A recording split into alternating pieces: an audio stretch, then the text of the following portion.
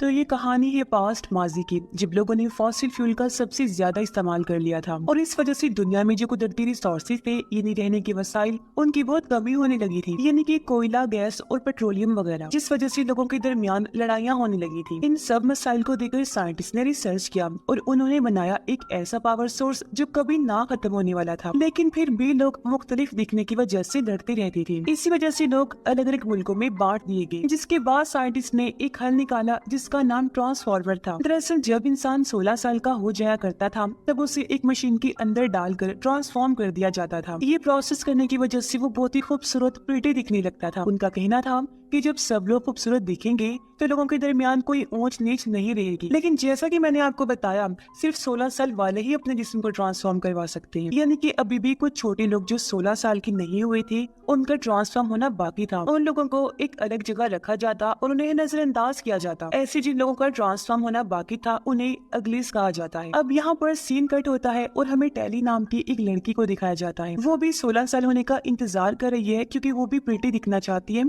और अपने पुराने घर को छोड़कर शहर जाना चाहती है। शहर में इस वक्त वही लोग रह सकते हैं जो ट्रांसफॉर्म हो चुके हैं, यानी कि जो लोग खूबसूरत हैं, प्रिटी हैं। रात के वक्त टेली अपनी दोस्त से मिलने के लिए जाती है। दरअसल ये दोनों रात को मिलती और शहर में लोग क्या कर रहे हैं, कैसे इंजॉय कर रहे हैं, ये सब देखती थी। दोनों को भी शहर के अंदर जाने का बहुत शौक था, इसलिए ये भी 16 साल होने का इंतजार कर रही थी। वैसे इस वक्त टेली को 16 साल होने में 3 महीने बाकी थे, लेकिन उसका दोस्त 16 साल का पूरा हो चुका था, इसीलिए वो अगले दिन ट्रांसफॉर्म के लिए जाने वाला था। टेली उससे कहती है कि ट्रांसफॉर्म होने के बाद मुझे भूल मत जाना। इस पर उसने कहा कि मैं तुम्हारा इंतजार करूंगा। अगली सुबह सब लोग हॉल के अंदर जाकर बैठ जाते हैं क्योंकि आज उन लोगों का ट्रांसफॉर्म होने वाला था। इन सब की इंचार्ज भी वहाँ आई जो सबको नए शहर की जिंदगी दे रही है। उसके दोस्त को जब चुना गया तो वो ट्रांसफॉर्म होने के लिए चला जाता है, लेकिन उसकी बात टेली का दिल बिल्कुल नहीं लग रहा था। टेली अपने दोस्त को काफी बार मैसेज करती है, लेकिन उसका दोस्त कोई जवाब नहीं देता। तो वो उसे मिलने के लिए बेताब थी, इसलिए वो किसी भी चीज की परवाह किए बगैर शहर के अंदर चली जाती है, जहाँ उसे गलती से एक मास्क मिल गया।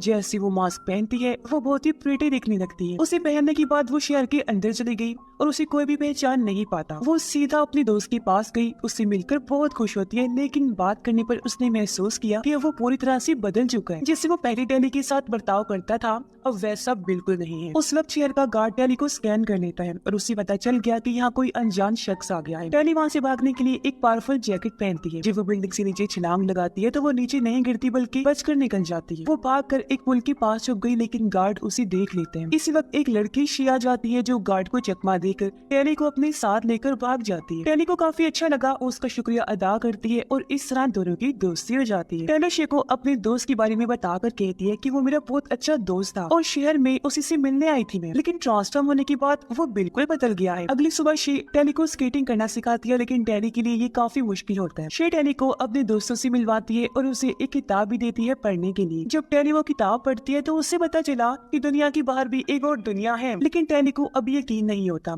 शे उससे बताती है कि दुनिया के बाहर भी सच में एक जगह है जिसे लोग स्मोक कहते हैं। डेविड नाम का एक इंसान है जो हमें स्मोक तक ले जा सकता है और वहाँ वो अपनी जिंदगी खुलकर जी सकते हैं। लेकिन इन सब बातों को सुनने के बाद भी टेली को यकीन नहीं होता। उसका मानना था कि इस दुनिया के अलावा कोई और दुनिया नहीं है। लेकिन फिर शे टेली को लेकर बाहर आ जाती है। ये लोग अपनी रिंग उतार देते हैं ताकि इन्हें ट्रैक न किया जा सके। शे उसे उस दुनिया में ले जाती है जो अब तबाह हो चुकी है। ये दुनिया अब रहने के लायक बिल्कुल भी नहीं है। वो टेली को कहती है कि अगर तुम हमारे साथ चलना चाहो तो तुम भी आ सकती हो। तुम्हें एक बेहतरीन दुनिया मिलेगी जो कि बहुत ही अच्छी जगह है।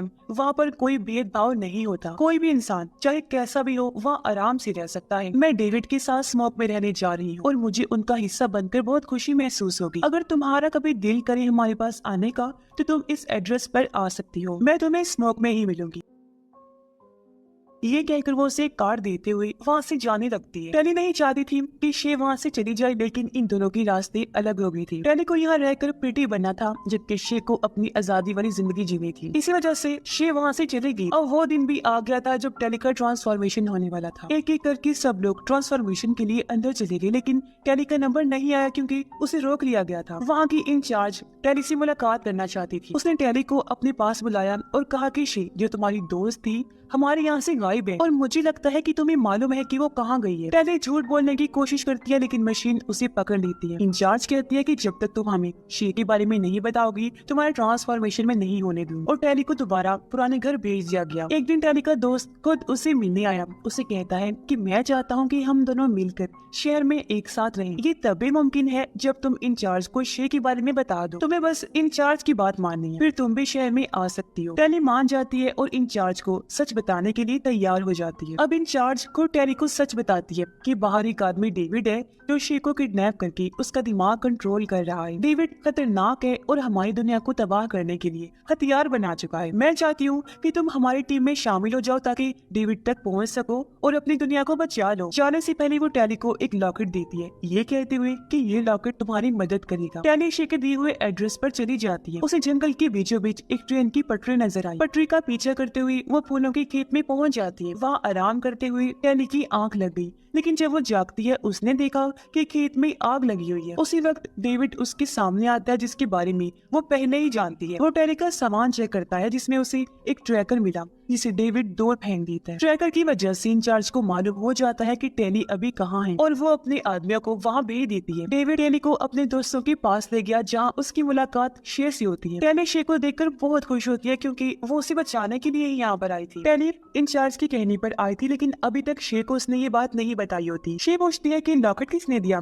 टेली झूठ बोल देती है कि ये मेरे दोस्त ने दिया। अगले दिन टेली और टीम एक मिशन पर जाती है जिसमें वो फूल को जलाने वाली थी। टेली को समझ नहीं आता कि वो क्यों फूलों को जला रही है जबकि वो पावर सोर्स का काम करते हैं। डेविड बताता है कि इंचार्ज ने तुमसे झूठ बोला, ये फूल आसपास के खेतों को बंजर बना रहे हैं इसीलिए हम इन्हें खत्म कर रहे हैं। डेविड और टीम फूलों को जला रहे होते हैं जबकि इंचार्ज के आदमी वहाँ आ जाती है। शे गलती से हेलीकॉप्टर से नीचे गिर जाती है। टेली अपनी जान पर खेलकर शे को बचा लेती है। इंचार्ज का एक सोल्जर इन लोगों को पकड़ने वाला था लेकिन ये लोग हेलीकॉप्टर में वापस आ जाते हैं। अब सबको लगता है कि ये सब टेली की वजह से हुआ है, लेकिन जब सबको ये भी पता चला कि टेली ने शे की जान बचाई, वो भी अपनी जान को जोखिम में डालकर, तो वो लोग टेली पर भरोसा करने लगते हैं। अब सब लोग टेली को अपनी टीम में शामिल कर लेते हैं और उसे स्मोक ले जाते हैं। वहाँ टेली पहली बार तरक्की याफ्ता दुनिया देखती है। वहाँ बहुत से लोग अपनी मर्जी के मालिक थे, उन्हें सिर्फ काम करना होता था ताकि उन्हें खाना और पानी मिल सके। टेली को वहाँ काफी दिन हो गए थे। फिर एक दिन शे उससे पूछती है कि क्या तुम यहाँ रहना चाहती हो या फिर वापस जाना चाहती हो। टेली चुप रहती है, मतलब वो अभी भी यहाँ से जाना चाहती थी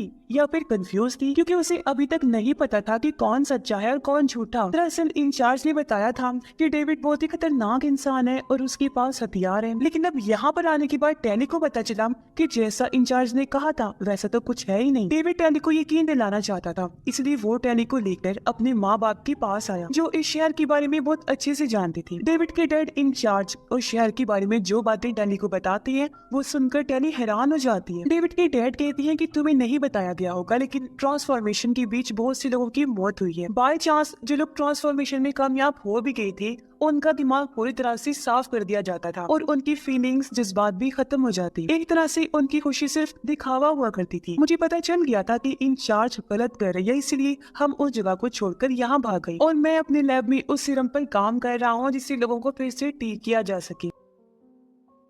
इंचार्ज ने अपने लैब में एक नैनो सीरम रखा है, अगर वो हम हासिल कर लेते हैं तो मैं अपनी दवा को बना सकता हूँ और इसका एक्सपेरिमेंट तजुर्बा भी कर सकता हूँ। अब इन सब बातों को सुनकर टेली को यकीन हो जाता है। वो इंचार्ज के दिए हुए लॉकेट को आग में फेंकती है और अब वो डेविड और उसकी फैमिली के साथ यही रहने के लिए तैयार हो जाती है। आग की वजह से वो लॉकेट जलकर राख हो गया जिससे इंचार्ज को एक सिग्नल मिल जाता है। दरअसल ये एक इशारा था जो कि लॉकेट के जलने से इंचार्ज को मिला। इशारा मिलते ही वो अपने लोगों के साथ इस गाँव में आ जाती है। डेविड के डैड से पूछा गया कि डेविड कहाँ है, लेकिन वो कोई जवाब नहीं देती। जवाब न देने की वजह से टेली का दोस्त डेविड के डैड को जान से मार देता है। ये देख उसे गुस्सा आ गया, इसलिए टेली इंचार्ज के सामने आकर चीख मारकर कहती है कि तुमने कहा था कि तुम किसी की जान नहीं लोगी। ये सुनकर सब लोगों को यकीन हो जाता है कि टेली इंचार्ज के साथ मिली हुई थी और सिर्फ उसकी वजह से इंचार्ज अपने लोगों के साथ यहाँ तक पहुँच पाई। इंचार्ज गांव के सब लोगों को बंदी बनाकर उन्हें अपने साथ ले जाने लगती है। इस दौरान टेली को मौका मिलता है और वो भागकर एक तेज धमाका कर देती है जिस वजह से